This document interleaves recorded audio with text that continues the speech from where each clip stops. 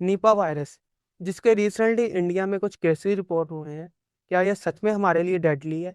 इसकी हिस्ट्री क्या है और ये इंडिया में कैसे फैला?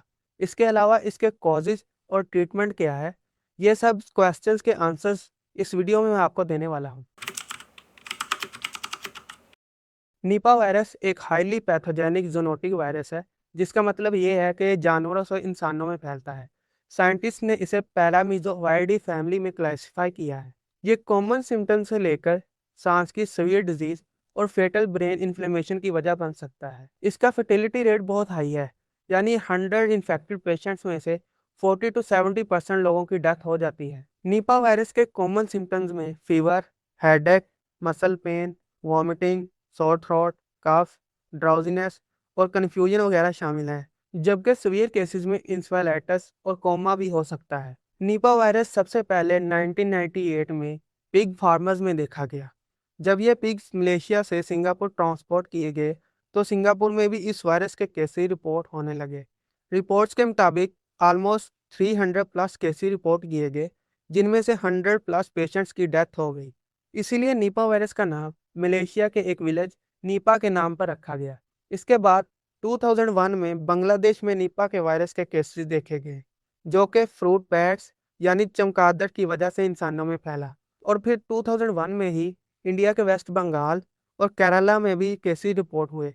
यह फर्स्ट टाइम था जबकि निपा वायरस के केसेस इंडिया में पहली दफा रिपोर्ट किए गए। इसके बाद 2018, 2021, 23 और 25 में केरला में बहुत से केसेस रिपोर्ट किए गए, जिस दौरान बहुत से लोगों की डेथ हो गई। तो अब एक क्वेश्चन आप सबके जहन में आया होगा कि 1998 से लेकर 2025 तक ये वायरस बार बार आता है और इसको बार बार खत्म किया जाता है, लेकिन ये मुकम्मल तौर पर क्यों खत्म नहीं हो रहा? तो इसका सिंपल सा आंसर ये है कि इस वायरस के नेचुरल रिजर्वायर्स हमारे नेचुरल एनवायरनमेंट में मौजूद हैं। For example, fruit bats. ये चमगादड़ निपा वायरस को अपनी बॉडी में कैरी करता है, लेकिन ये वायरस इसको इन्फेक्ट नहीं करता, बल्कि जब कोई इंसान इसके कांटेक्ट में आता है तो ये वायरस उस इंसान में इंटर हो जाता है। जब फिर एक इन्फेक्टेड ह्यूमन दूसरे ह्यूमन से मिलता है तो ये फिर स्प्रेड का बायस बनता है। क्योंकि ये फ्रूट बैट्स साउथ एशिया में पाए जाते हैं, इसलिए निपा वायरस के ज़्यादातर केसेस बांग्लादेश और इंडिया के केरला और वेस्ट बंगाल की स्टेट्स में रिपोर्ट किए गए हैं, जिसकी वजह से ये केसेस ह्यूमन से ह्यूमन स्प्रेड होकर दूसरे कंट्रीज और इंडिया की दूसरी स्टेट्स में फैलते हैं। निपा वायरस को डायग्नोज करना ज़रा डिफिकल्ट है, तो इसको डायग्नोज करने के लिए कुछ लैब टेस्ट करवाना पड़ते हैं। For example, real time polymerase chain reaction of respiratory samples और ब्लड या cerebrospinal fluid testing by ELISA. अभी तक निपा वायरस के खिलाफ कोई वैक्सीन या कोई एंटीवायरल ड्रग को इंट्रोड्यूस नहीं किया गया, तो अब तक सिर्फ इसको सपोर्टिव केयर से ही मैनेज किया जा रहा है, जिसमें कुछ चीज़ों का ख्याल रखना ज़रूरी है, जैसे कि monitoring and supporting breathing with oxygen और ventilation, managing fluid balance and electrolytes, treating complications like pneumonia और ऑर्गन फेलियर।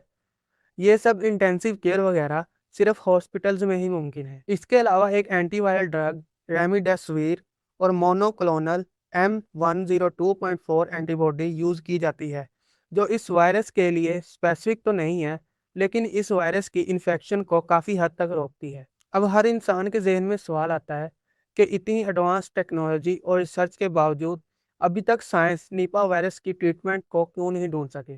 तो इसके तीन मेन काजेज हैं। नंबर वन, आउटब्रेक्स या एपिडेमिक्स। ये ज़्यादातर बहुत कम और अनप्रिडिक्टेबल होते हैं, तो इनको क्लिनिकल ट्रायल्स के लिए यूज़ करना काफ़ी खतरनाक हो सकता है। नंबर टू, निपा वायरस की रिसर्च के लिए साइंटिस्ट को बायोसेफ्टी लैब लेवल 4 चाहिए, क्योंकि इस वायरस की फर्टिलिटी रेट 40 to 75% है, जो कि काफ़ी ज़्यादा है। तो इस एडवांस लैब को बनाने के लिए काफ़ी ज़्यादा इन्वेस्टमेंट की ज़रूरत होती है। Number three, pharmacology companies, businessman या कोई भी गवर्नमेंट इस वायरस की रिसर्च पर इन्वेस्टमेंट नहीं करना चाहती, क्योंकि इससे इन्फेक्ट होने वाले पेशेंट्स बहुत कम हैं और इससे प्रॉफिट भी बहुत कम होगा। हमारे वर्ल्ड की हार्श रियलिटी ये है कि जब तक निपा वायरस कोविड-19 की तरह आउटब्रेक नहीं होता, तब तक इसकी मेडिसिन और रिसर्च पर कोई भी इन्वेस्टमेंट नहीं करने वाला। और ऐसे ही इन्फॉर्मेटिव वीडियोस के लिए हमारे चैनल को सब्सक्राइब कर लें। और अगर आपको ये वीडियो अच्छी और इन्फॉर्मेटिव लगी तो इसको लाइक और शेयर ज़रूर करें।